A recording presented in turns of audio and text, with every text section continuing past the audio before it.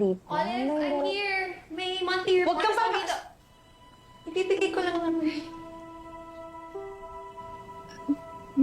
But my crib. Tsaka, is that a baby?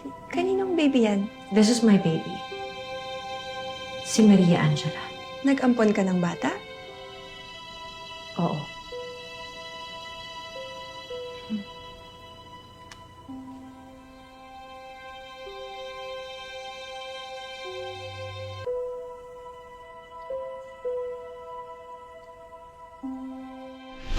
She looks so adorable. Look at that cute little heart-shaped birthmark. Naaalala ko sa kanya si Angela. Bigyan lang ulit ako ng pangalawang pagkakataon. Gagawin ko lahat. May balik lang sa akin ang anak ko. Hindi ba to yung baby sa Nico? Kasi yung balat niyan, I remember she has the same birthmark. Olive, ninakaw mo ba yung batang yan?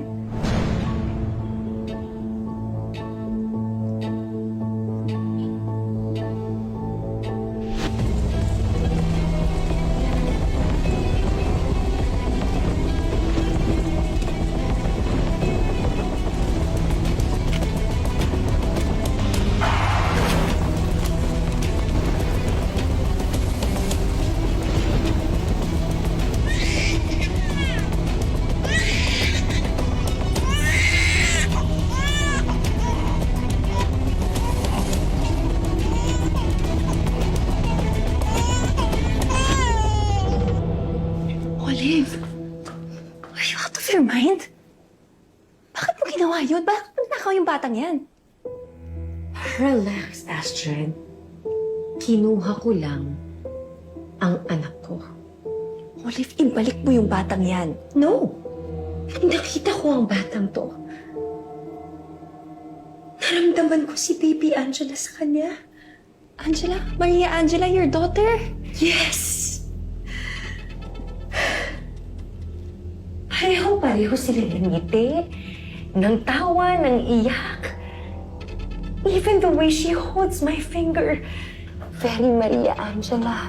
Olive, ano pinagsasabi mo? Naniniwala ako na lumipat sa batang to ang anak ko. Trust me. She is my daughter. Olive, she's not your daughter. Patay na ang anak mo.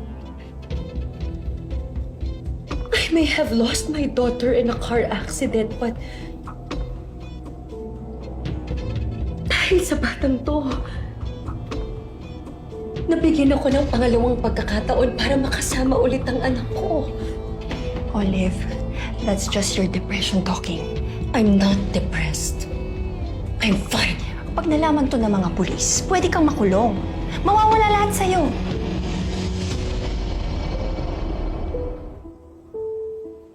Well,